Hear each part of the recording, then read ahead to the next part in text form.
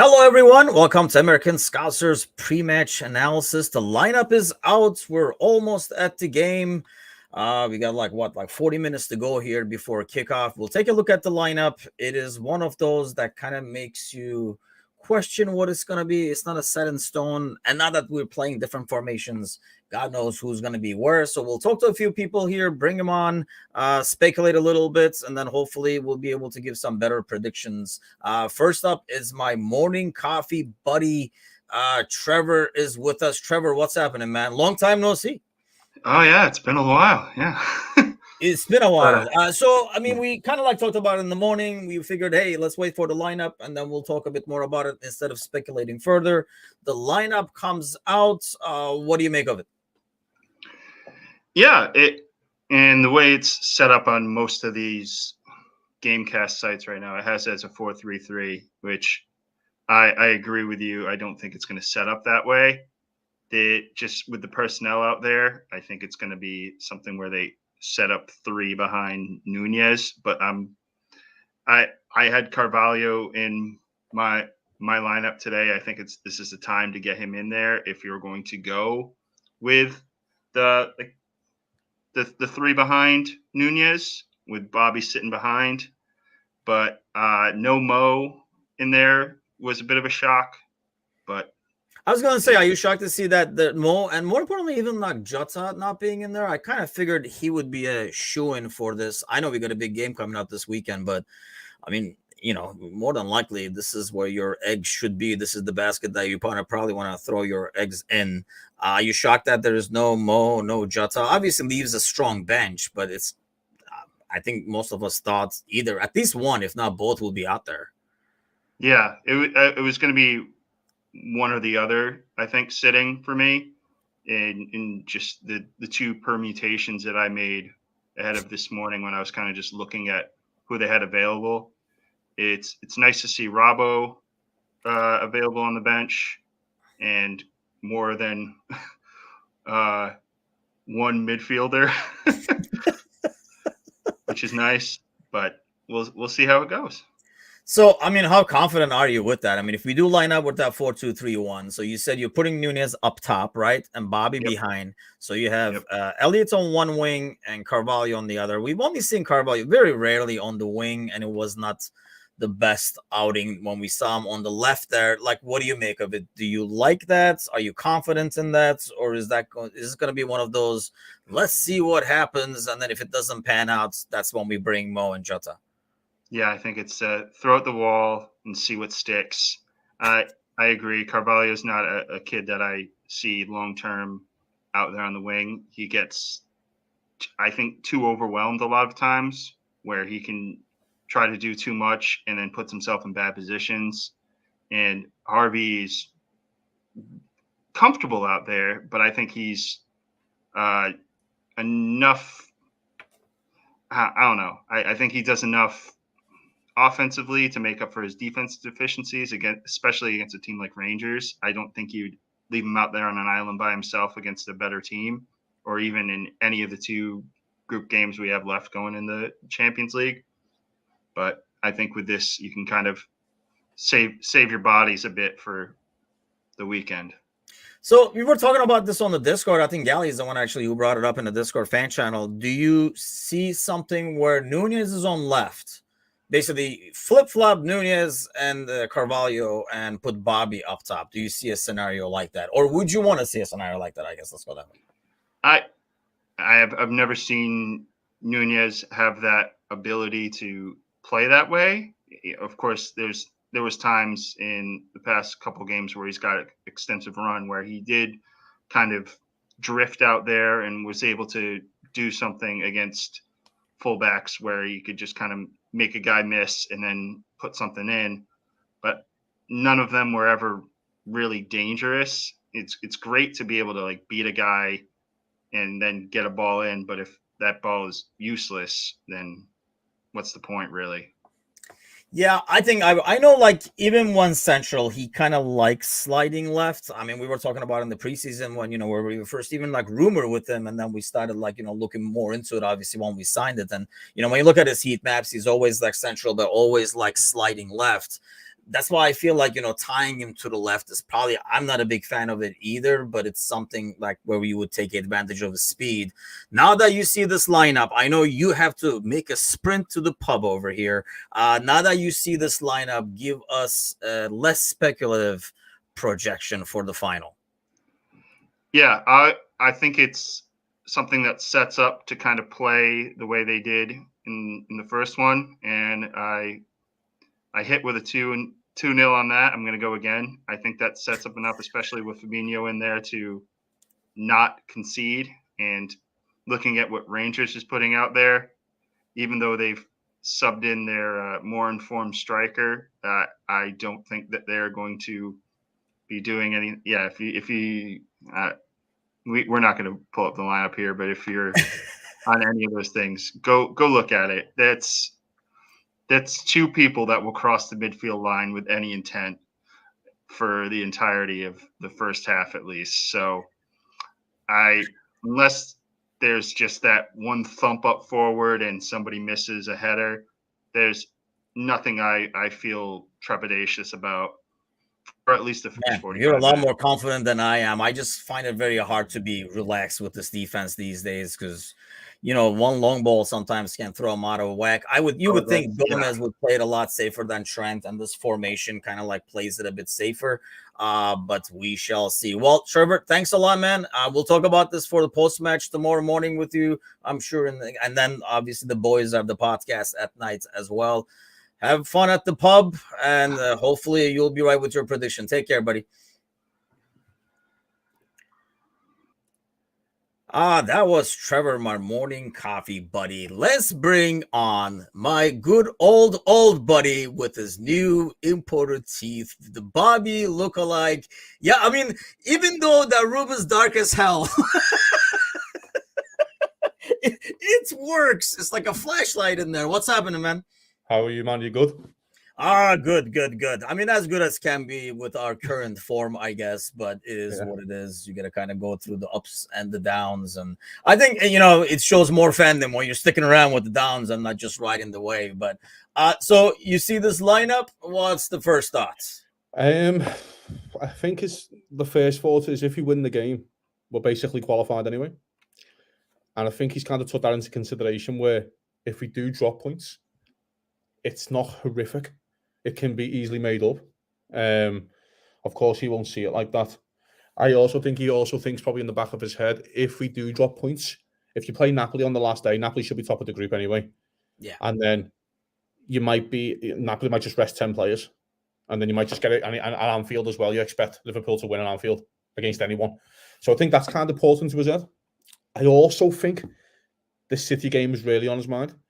I also don't think he's kind of discounted the title just yet. I know that sounds crazy to think, but we are 14 points off or something, 13 points off City at least. Well, we have a game in hand, buddy. I mean, there we go. And the thing is as well, if you do beat them, you go down to 10 points with your game in hand. You never know. So I do think that's playing in the back of his mind as well, a little bit. But yeah, I kind of think as well, I still do you agree with that though? Like, do you agree with that thinking, or more realistically, you should really put your eggs in this Champions League basket and make sure you get the 3 points? Like, which ride would you choose, I guess? I mean, I suppose the next game's always the most important game, isn't it? But because you can't discount what's going to happen on the weekend. But it's a very difficult spot. I'm with him. I'm with him on resting players for this game. And the reason I'd say, again, because it can be made up. It's not like you're going to bring Ajax back into it if you lose the game.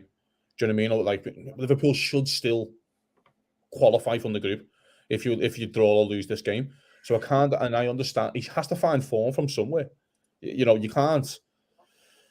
If Liverpool go out and go and get whacked by City, which is a realistic proposition, then he's in a more difficult spot, I think, mate. But I kind of do agree with his lineup.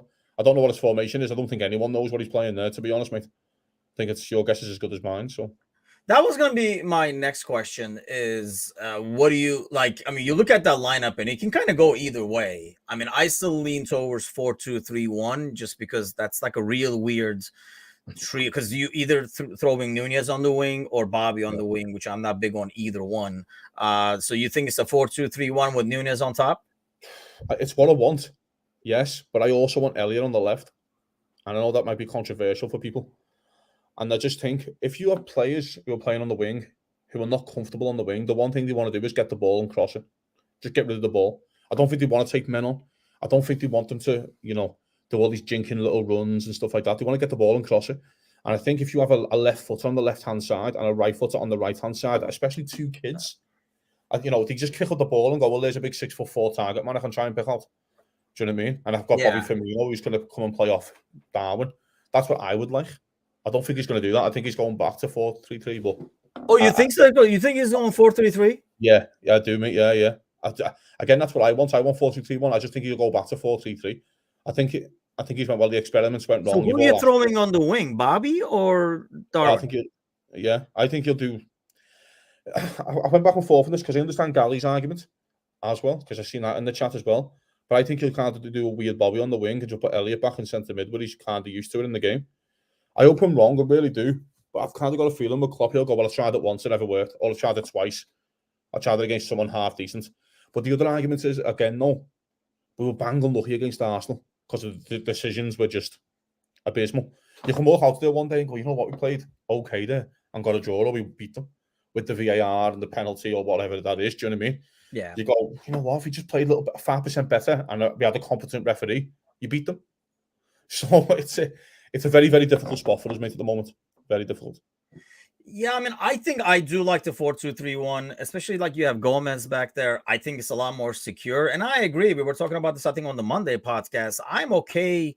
I'm not okay. Obviously, I want to win, but, I'm okay with a draw. I'm not going to be like, oh, man, we really screwed this up. If we get a draw, especially now that we see the lineup, and like you're saying, you're kind of saving some legs for the weekend at the same time, and you still grab a point. All you have to do is Napoli's winning 3-2 right now, but Ajax is getting yellow cards left and right, so hopefully some of them will be missing against us, and you would only need a draw over there. I know we don't want to go away to secure a draw or something like that, but that basically gets you second in the group, and you kind of keep going. Exactly, and I think that's kind of in the back of his head. It has to be. He's the manager. He has to think 4, 5, 6 games in hand. He has to think like that.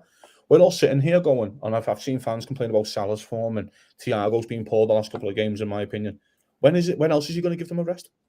He has to pick a game somewhere along the line where he can go, you know what, you can have this week off, and this is the one for you I've picked, because you can make the difference up. But I also understand other fans where they're going, well, form's everything right now, and you need to win all the games you can because you just need to try and play our way back in. Well, I'm kind of on the, I know, look at me being glass half full. I'm kind of on the positive side of things. I don't really see it as bad as what people are saying, to be honest. I just think it's shocking coming from you, man. What have you become? I know, but I always think, when you look at sides, mate, I always think bad sides don't score goals. A bad side can't get a goal. Liverpool are playing poor. They're poor. They're not great. But we're still scoring 2 or 3 a game.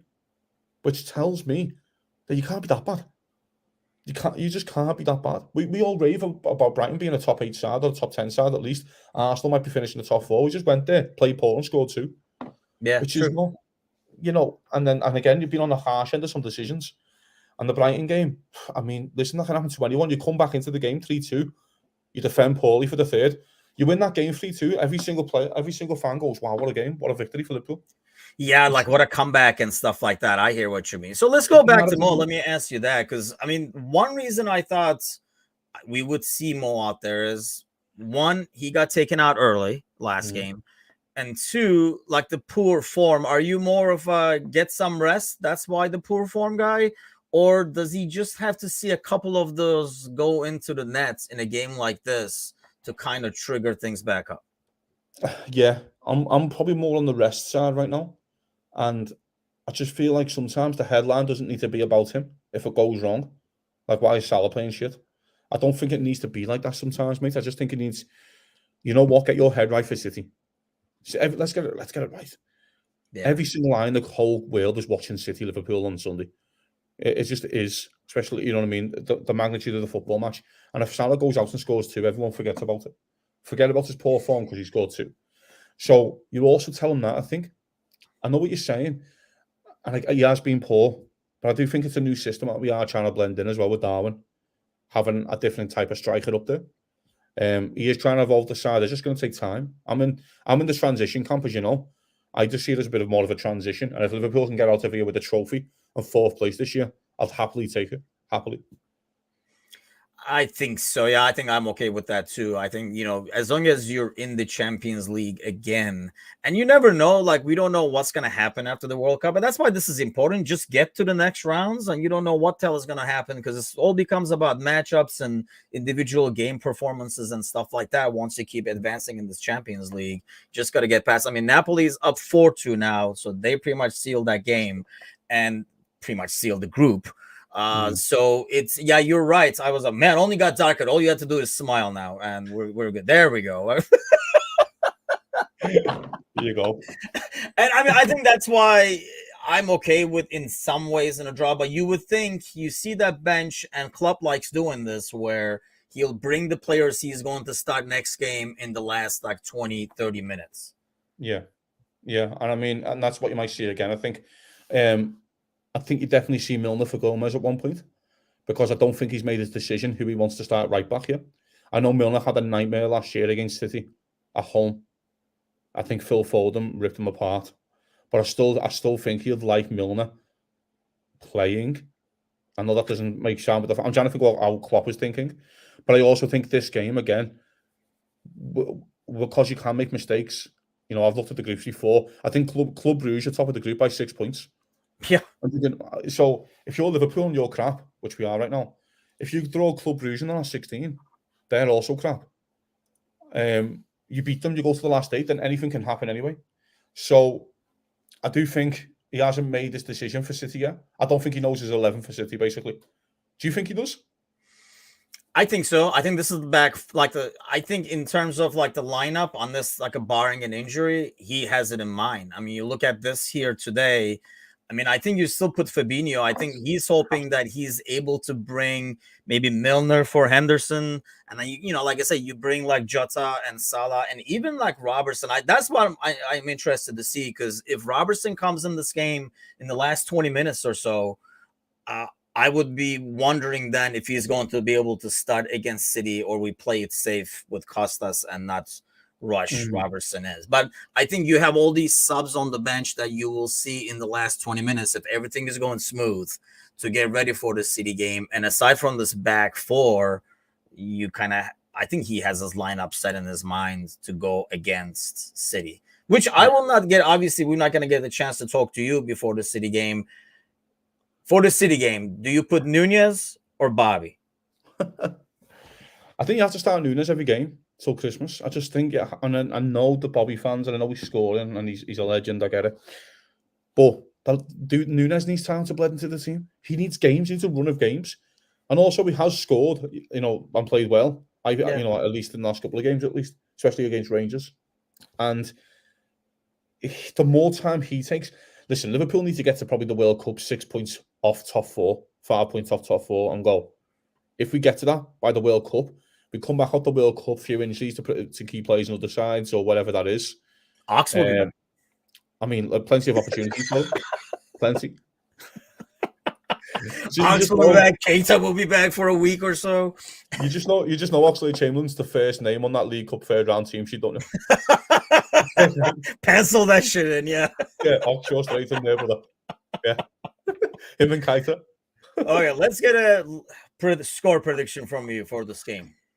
3-2 Liverpool, probably. And the reason why I say that is because I don't think people might not understand the atmosphere tonight for this game is going to be electric, and they will not be that bad again. And I think the fans will really drag them on. It's going to be a crazy game of football. I think do you think that in some ways helps us that they will not be able to sit back as much at home because the crowd will push them forward? Yeah, and I also think what happened to Celtic yesterday, where Celtic got knocked out at the 4 games, they will not want to be knocked out at the 4 games. They'll kind of want to, that thing as well. And people that underestimate that rivalry is humongous. And again, even if you get knocked out the tournament against, out the Champions League eventually, there's also, don't forget, for Rangers, you are still playing for the Europa League as well, for the 3rd place. And yeah, that's true. Also, you want that memorable win. England and Scotland, You want that win. So I'm going to say 3-2 Liverpool. I think we'll just get over the line. But yeah. I mean, I'll take a win in either freaking way, I guess. 3-2 is not great for my heart, but yeah, I can see that. I can see this be like a really hectic game. It's great for the dog, isn't it? 3-2. It is, yes. The Stitch and yeah, Leo is getting the hang of this whole game goal versus treat concept. He's getting into it, but he's still. It took a long time for Stitch to grab the concept, so we'll give him some time. Well, Kazi, thanks a lot, man. Don't be a stranger. Come on anytime. Awesome, man. Have a good day. Take care. Thanks, guys. Well, that's it for today's pre-match analysis. I would, like I say, I personally still think it will be a 4-2-3-1 with Nunez on top. I like what Kazi is saying, but I just don't see it happening. I think Elliott still goes right. Carvalho goes left, where they are, I guess, at least for Elliott, more comfortable, let's say, being on the right-hand side. And then Carvalho, we're like, well, you stuck with left, buddy, because right is taking kind of a deal. And I'll go with Trevor's prediction, actually. I'll go with a 2-0 as well. I really think we'll pull this game off. That crowd, once we silence it a little bit, I really think that crowd pushing Rangers forward will end up helping us. And I hope for like a Reds win. And we'll be back tomorrow with Trevor in the morning with the Morning Coffee Show. We'll do a recap of this game and probably talk about other scores around the Champions League as well, including this game that just ended with Napoli beating Ajax 4-2. And then don't forget, tomorrow night, the gang is back. Mecca, David, and Jamie will be on for the Thursday podcast. Have a great rest of your day, and let's go get this win, guys. Take care.